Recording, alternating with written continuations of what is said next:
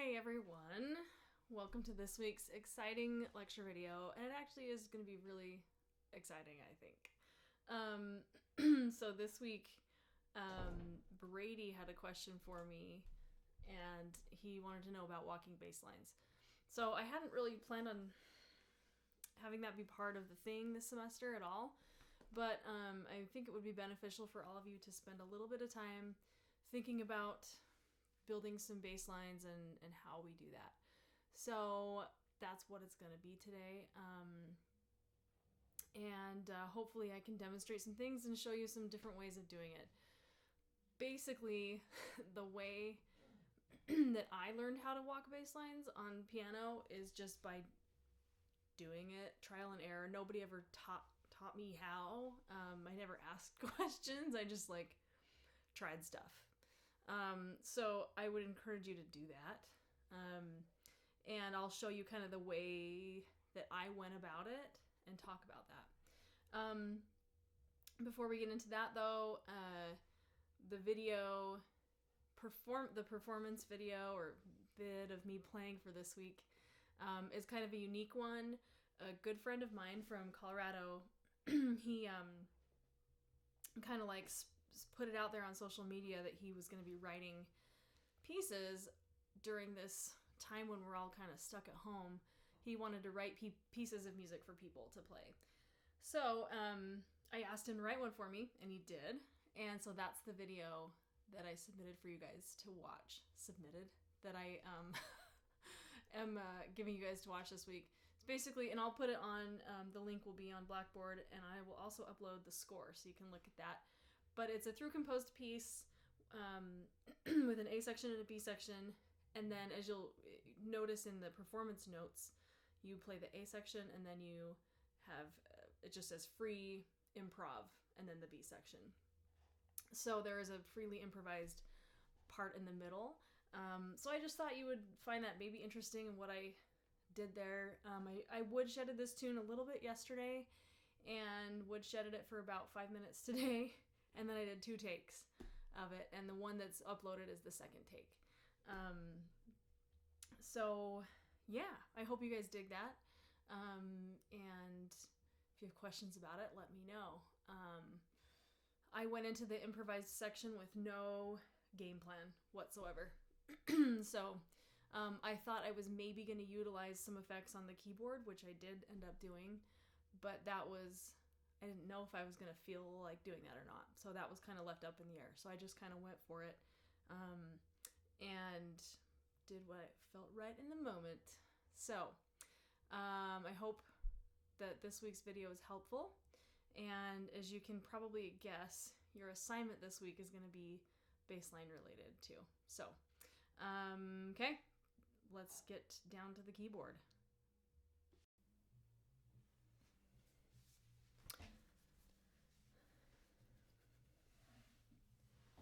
Okay, so here we go. Walking a bass line. As I mentioned, yeah, nobody ever really taught me how to do this. I just figured it out, but something that, and I wouldn't say, I have it figured out, like I'm a master at it, but I can do it in a functional way and survive.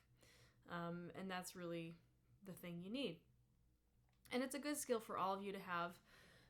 If you're ever teaching a lesson and you've got a horn player having a lesson with you and you want to play for them, play through some changes, it's good to be able to walk a functional bass line. You don't need to, the thing about a bass line is really, in my opinion, what it needs to do is function. There are bass players out there who you listen to, like Ron Carter, who are so creative and musical and lyrical, and that's really valuable. They're a bass player. That's the thing that they do, right? For us as pianists, it's sometimes our job to maybe walk a bass line, but most of the time not. So as long as we can do something that functions, that's really what matters. There was something else about that, and I don't remember what I was going to say. So anyway, that's really kind of the goal, is just to function with some basic walking bass lines. We tend to walk bass lines differently as pianists than bass players do. Just like how I demonstrated with playing a bossa kind of groove, where a bass player might only play on 1 and 3 and should only play on 1 and 3, and that would be very successful, and the way that they should do that. It doesn't always speak the groove as much when a piano player does it that way. So it can be the same thing with walking a bass line. Maybe not in terms of the rhythm that we play, but in terms of our note choices. So note choices, a bass player might do something differently than a piano player. Most B3 organ players, so if you watch like a B3 player who walk bass lines all the time, because that is their job, that's part of the function of that instrument, most of them keep their bass lines within like an octave or a tenth. So like I'm reaching down here, that's a tenth, there's an octave. But you'll notice it all will kind of live within the span of, and I'm giving you this like C octave of between two C's, but it could be in a different spot for different people. It might be here. No matter what the key of the song is, they might just always keep things in that octave. And the reason for that is I think two reasons. One is just economy of motion, right? Like we don't need to be making this more complicated than it should be. And so if your bass line is like, has you jumping all around and doing all this acrobatic stuff, it makes everything else that much harder. It should just be simple and functional, economy of motion. And then the other reason I would say, and this is again my opinion, that an organist might keep their bass line within about an octave, is just that they don't need to jump around so much. I've practiced that, and I'm really bad at it. So my bass line walking tends to span more range than like an organ player. But that's a limitation that I have. That's something I'm always working on, is keeping it simple and keeping that economy of motion in mind. So the way that I practiced walking bass lines was over 2-5-1s, and it really came out of two things for me. One was boredom. I was practicing 2-5-1s, and I, just like you all in class, I learned my 2-5-1s one-hand voicing. So just like we learned in class, I learned that a long time before I learned how to spread it out in two hands. Like I'm talking, it was like maybe 2 or 3 years before I was able to spread things out really. You all, it was like 4 months and then you were spreading it out. It was awesome. But I just didn't know. I didn't have a teacher who was showing me how to spread things out in that way. So I was practicing like you guys all have, 2-5-1s, whole notes, playing whole notes in the left hand, and different rhythms in the right hand. So I was just bored. And so I started trying to walk bass lines. That's literally all it was. The other necessity for me was that I'm a singer and I wanted to practice singing and playing for myself, and I wanted to make it feel as authentic as I could. So practicing and playing through a tune, it just made sense for me to just try and walk some bass lines while I was singing it, What's a tune that's a good example? I remember you. You're the one who made my dreams come true. A few kisses ago. Right? That was way more fun than this. I remember you. You're the one who made my dreams come true. A few kisses ago. Not that there's anything wrong with that, and actually in that tune there's enough harmonic motion that kind of works. But if you have a tune where the chords are kind of moving slower, those whole note bass lines get really boring. So anyway, let's get down to it. The way I think of it is kind of similar to how I've heard Vern talk about playing the changes when you're improvising. You're just trying to get from point A to point B. And you've got, as a bass player, usually 4 beats to get there. So playing a 2-5-1 in C, the first chord, D minor, yes. So we have 4 beats to get from a D to a G. Okay, and how many different ways can you do that? A whole bunch of different ways. There are different approaches my kind of default, and this is a common default, is to have a stepwise motion approach. So from D to G, and I have 4 beats to get there. 1, 2, 3, 4. If I move diatonically in the key of D minor or C major, I don't have enough notes, right? I'm going to get there early. I'm going to get there on beat 4. 1, 2, 3, 4. So I need to add a chromatic note in there somewhere. So the way I learned it was trial and error. 1, 2, 3, 4. So let's try that.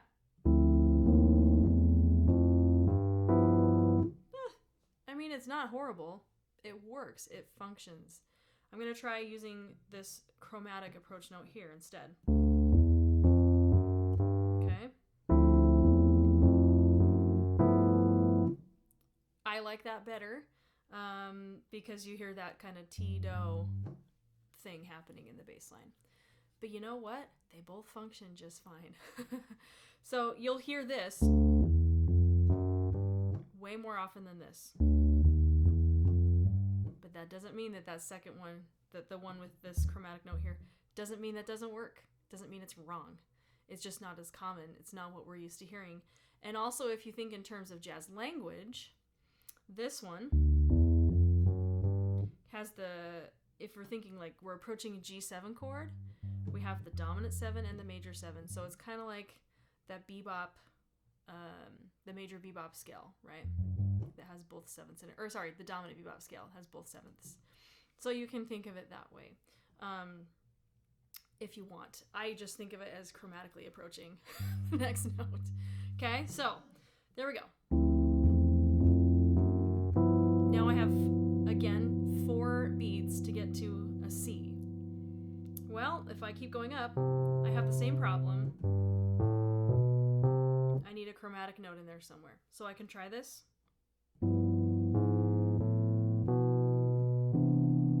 That sounded great. I'll do that one again. Okay, now I'm going to try this, the different chromatic note, the different option there. Okay, so again, if we think about we're approaching C major, I used the lowered 7th and the major 7th. So it's that same kind of bebop scale. Either one of those works. They both function. You just choose one that you like. And when I'm walking a bass line, I really, truly am not thinking, oh, that's the flat 9 on the, so I'm not thinking, yeah, I'm playing the flat 9 in my right hand, so I need to play it in my left hand. I'm not thinking that way. That might be how a bass player thinks. I don't know. But it's not how I'm thinking. I'm literally just, how do I get from point A to point B? And which way sounds best to me? Or which way do I prefer? So I have a tendency to do this one.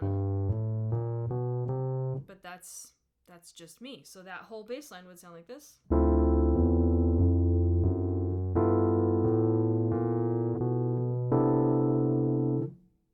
Should sound familiar to you.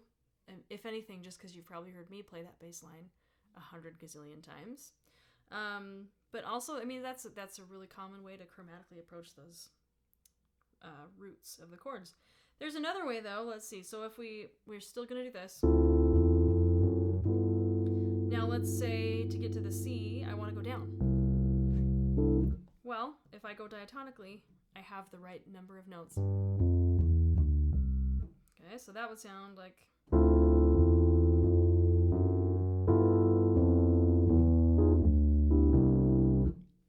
That works too. And I can also go from my D down to a G and have that same thing. So I'm going to start here and go down. And now I'm going to come up. Okay, so you can kind of see doing that, my hand just stays right here the whole time. Economy of motion. Right? And that's one kind of way to start thinking about how you would stay generally in one spot. So that's one way to think about it, is stepwise motion. You can add chromatic notes. And one thing I've actually heard bass players talk about is that those chromatic notes, kind of like I said, I'm not thinking like, oh, is it the flat 9? Did I incorporate the sharp 9? Bass players can add chromaticism kind of like wherever they want. It's as long as they're creating strong movement that sounds logical, then they can do chromatic. When it's that stepwise motion, the chromaticism can happen wherever. So like, for example, if I was going to go, maybe we're going to keep playing that turnaround and I want to incorporate the 6th chord. So I'll do this.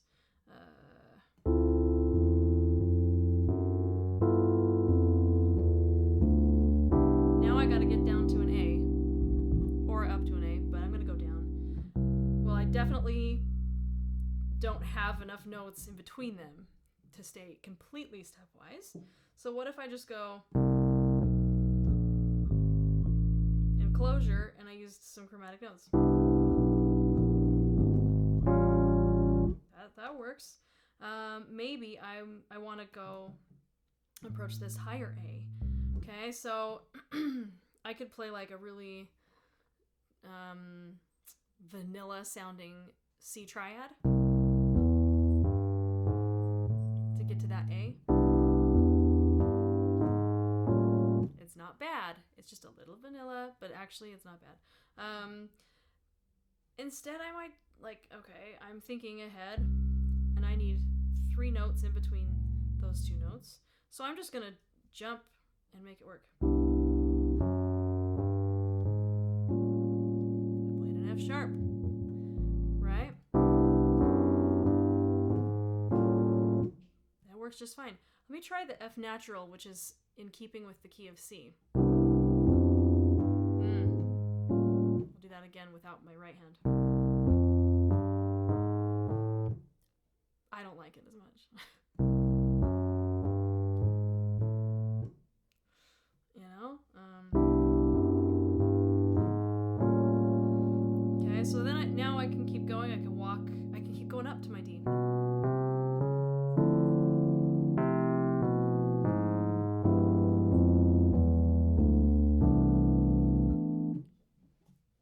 That makes sense as far as stepwise. That is the first way that I ever thought about it or ever tried it out. And it's the way I would recommend starting out because it's the economy motion is there. Or, you know, it's just a little bit technically easier. So the other, I want to talk about 2 other things to incorporate with that. And really there are all these different ways to play bass lines. It's just a matter of incorporating different ones together. And at first, you may just want to practice stepwise motion, and that's fine. So the other thing is moving in octaves or in fifths, right? So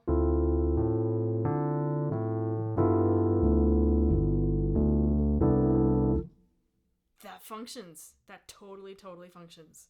So if you are playing a tune that you are not familiar with, you're sight reading it, you're thinking about voicings in the right hand, man, just play octaves, maybe even like repeat a note. You know, like you don't have to reinvent anything here. Another thing you can do, though, is add some chromaticism there. So I'll do that again. So I'm going to play the 5th and chromatically approach the C, which coincidentally, tritone substitution, right? D flat is a tritone sub for G, but I wasn't thinking of it that way. I was just thinking, I just need to get from point A to point B. So I'll do that again.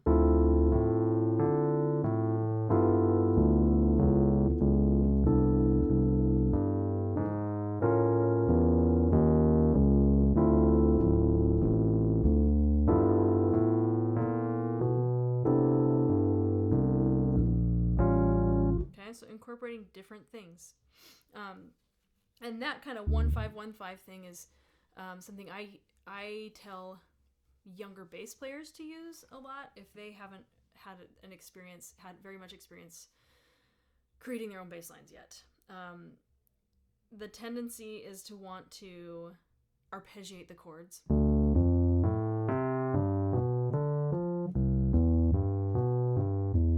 Which is not very hip. It's weird. That is not as hip as playing like that. The 1-5-1-5 thing is totally hipper. And even just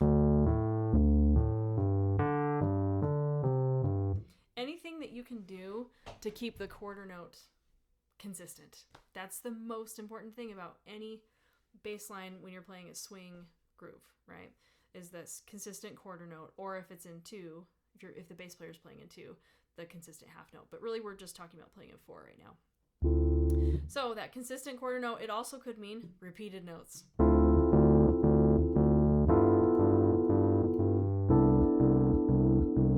Totally fine. If you want to add a little chromaticism in there with the tritone sub.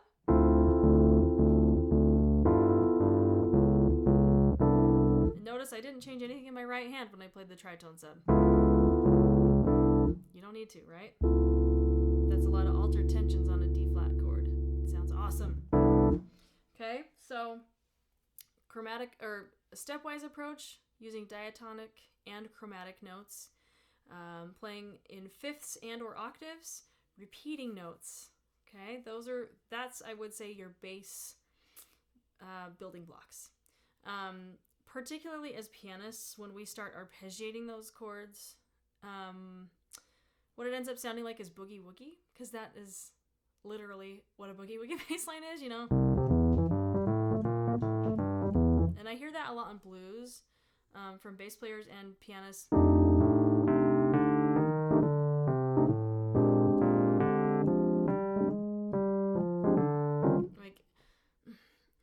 It just sounds, it's a boogie woogie thing, and there is nothing wrong with that, but it's not as stylistically appropriate as doing this.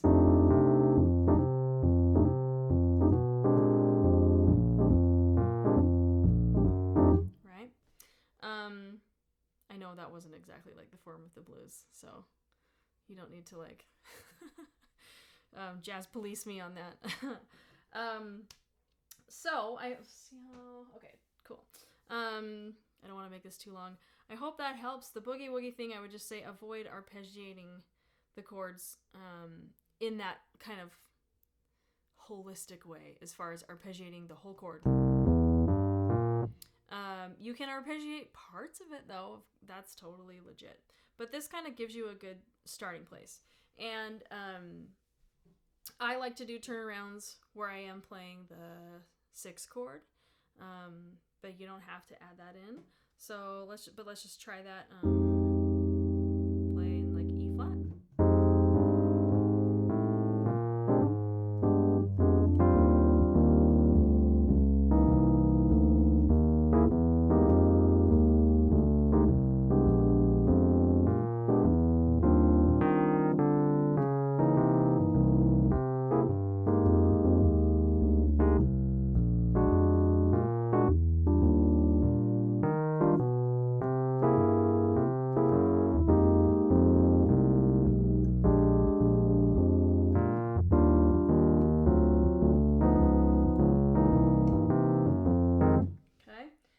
I'll tell you is that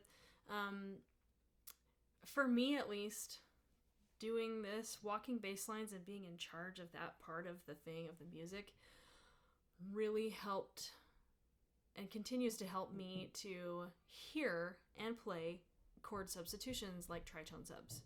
Like they come a little more naturally when I'm adding those chromatic approach notes in. And that's just for me. I've also noticed, and this didn't happen until I was on gigs, but the first time a couple times I ever played an organ gig where I was playing like B3 with a drummer and like a horn player, I found that for me metric modulations were easier. They came more naturally, I should say, and then harmonic substitutions also came more naturally. So that's just something to think about. Let's see, if you would like, since we've been working on I Remember You, I'm gonna just play through the tune. I'll probably just like sing the melody, and walk a bass line, nice and slow. Keep it chill so you can kind of see, I don't know, one way that I would do it. And the more you've all been in classes I've taught, improv class, where I walked, like, you know, where we played blues choruses for 1 million hours. And, like, I walk the same bass line a lot. And that's cool. And bass players do that too. Just like as pianists, we use the same voicings, you know? The third is the third. The root is the root. So, there's not a need to, like, reinvent stuff and be the most creative bassline creator ever. One thing I do want to mention is I did this a little bit when I was just playing those turnarounds in E flat. Sometimes those kind of like doohickeys in between the subdivision or in between the quarter notes, like this.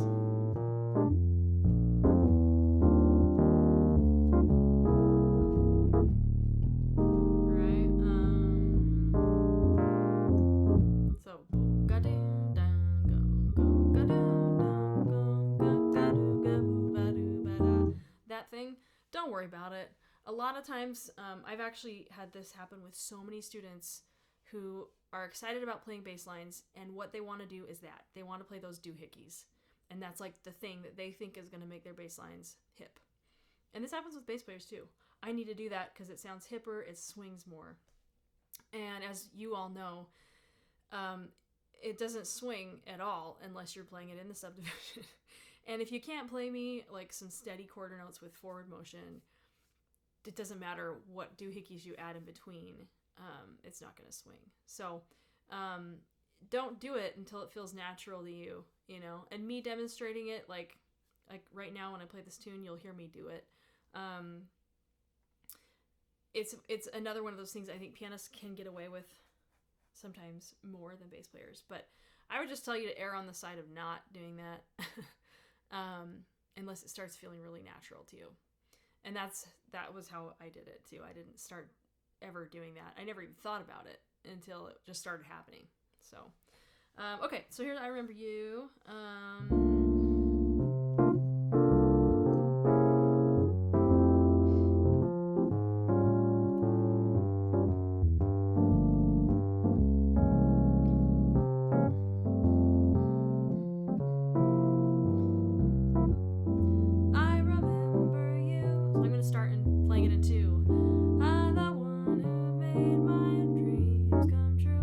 I'm just playing half notes. A few kisses ago,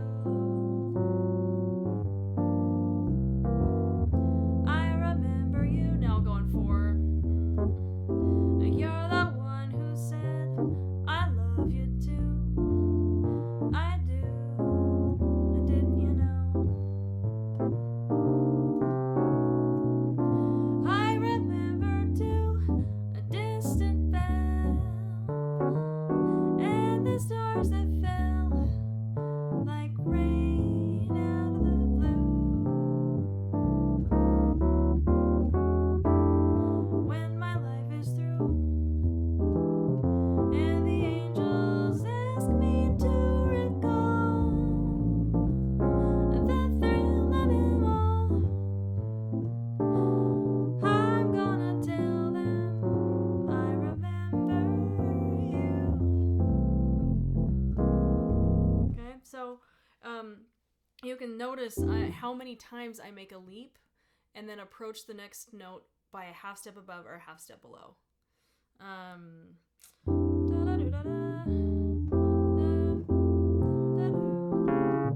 So F, approaching C minor, approaching F, approaching B flat. I'm approaching all of those from a half step above.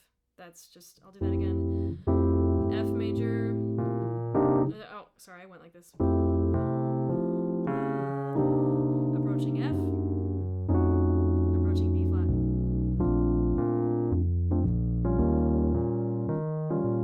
Repeated notes. You know, I could play that like 2 5s. I noticed that turnaround, if you're doing that, is all chromatic approach notes. A minor, D, G minor, C. It's just a pattern, right? Yeah, and you could, again, those are all tritone subs, but in no way am I thinking about that. I'm just thinking about a chromatic note, a chromatic approach note. So, anyway, I hope that's helpful. And this week's assignment, I'll have it detailed on the thing, but is for you all to play through that tune, I Remember You, walking a bass line. And I'll probably set the tempo at 100, I'm thinking, something really like doable for all of you, but check the description to make sure that that's cool. And you can play it faster if you want to, like a minimum of 100. Just playing chords and walking a simple bass line. It is okay to repeat notes. It's okay to play octaves and fifths. Like, I just want it to function. You all have played gigs or been in rehearsals when the bass player drops out for whatever reason. You know, their music falls off the stand and they have to do that, or their amp freaks out, or they get lost or whatever. It happens all the time, and you know how that feels when the quarter note suddenly is either gone or is inconsistent. So that's the goal, is a consistent quarter note feel. We can never truly emulate or duplicate, I should say, what a bass player does in the band as far as the energy that they provide, that like rhythmic energy, but we can try. And there are a lot of situations as pianists that we need to do that. So, okay, that's it for this week. I hope that was helpful. And as always, email me if you got questions, if anything isn't clear, or if you want more clarification. So, details for the assignment will be on Blackboard. Thanks. Hope everything is going okay for all of you. And see you next week.